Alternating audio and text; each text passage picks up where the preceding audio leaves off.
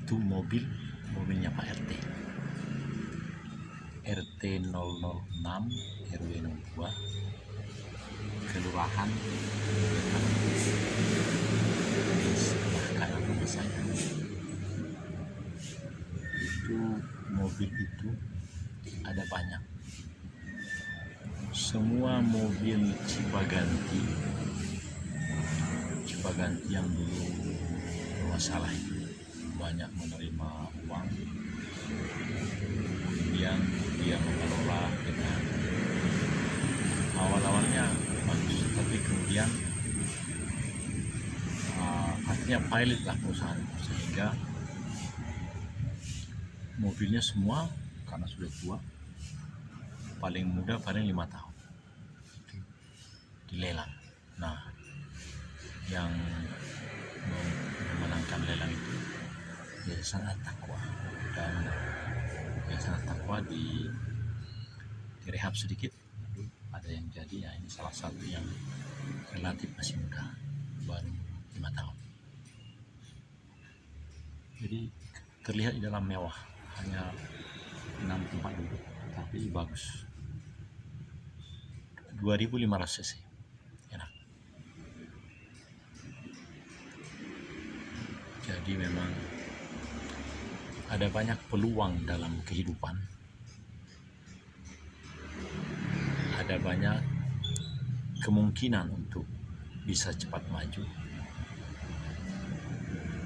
dan di atas semua itu maka kitalah yang menjadi sangat distintif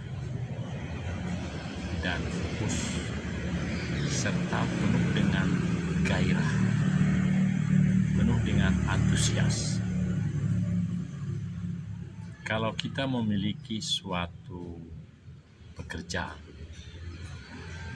dan kita berharap bahwa itu akan berhasil, tapi kita not so slow motion, maka bagian pertengahan maupun akhir adalah kegagalan. Maka kita harus sungguh-sungguh menjadi pribadi yang sangat ketat.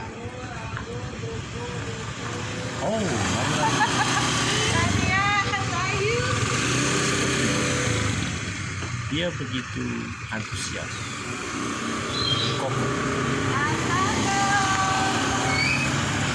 bahkan diajaknya anak. Coba bayangkan anak kalongan bisa jadi jatuh dari sampai lupa dia keselamatan anak itu. Ya itulah dia bergerak maju. Kalau tiba-tiba suatu saat nanti anaknya jatuh dari motor itu, mungkin dia tersadar. Jadi memang kita tidak boleh juga antusias yang sembrono. Harus betul-betul punya kesediaan belajar, buka hati, dan kita sungguh-sungguh melakukan yang terbaik sesuai dengan kapasitas kita.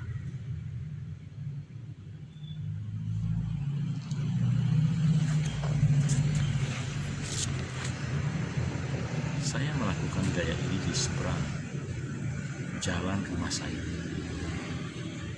Berarti di samping rumah Pak Kolonel ini Pak Santoso.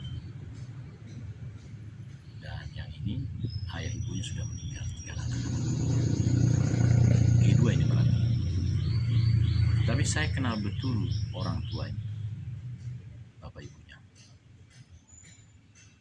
Dan terlihat bagaimana anak-anaknya ini dengan mengalami perkenalan dengan ayah ibunya. Hebat bapak ibunya. Nah, kehebatan itu akan diteruskan oleh anak-anak. Anak-anak yang sungguh-sungguh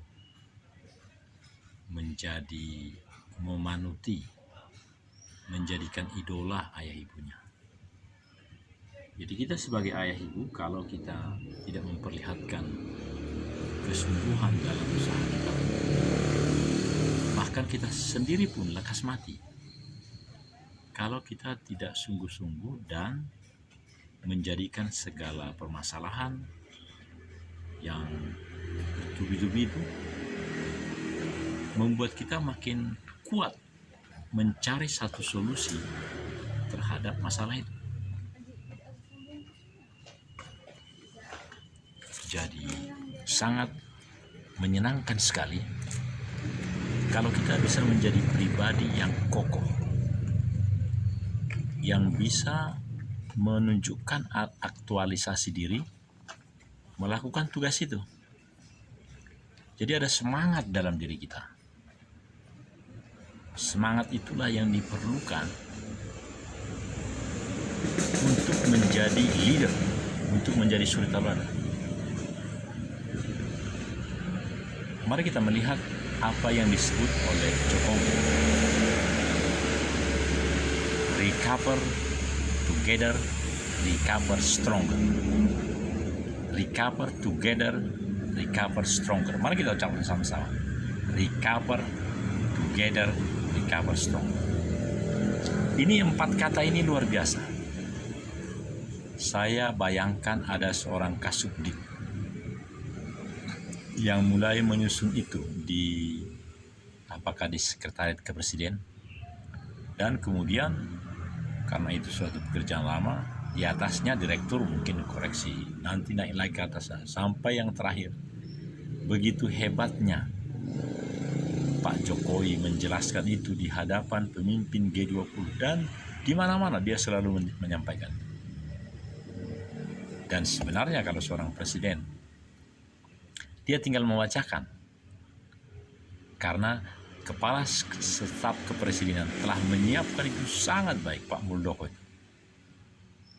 Jadi semuanya harus bersungguh-sungguh dan semuanya menurut hierarki supaya tercapai nanti presiden tinggal mengucapkan tanda tangan. Saudara-saudara, jadi pelajaran pagi ini yang kita boleh dapat adalah recover together, recover stronger, recover together, recover stronger. Itu juga yang dimaksud dengan Aroha Tampolori. Lain waktu kita bahas Aroha Tampolori, lain waktu kita bahas recover together, recover stronger. Assalamualaikum warahmatullahi wabarakatuh. Sampai jumpa. Nantikan terus Aroha Tampolori.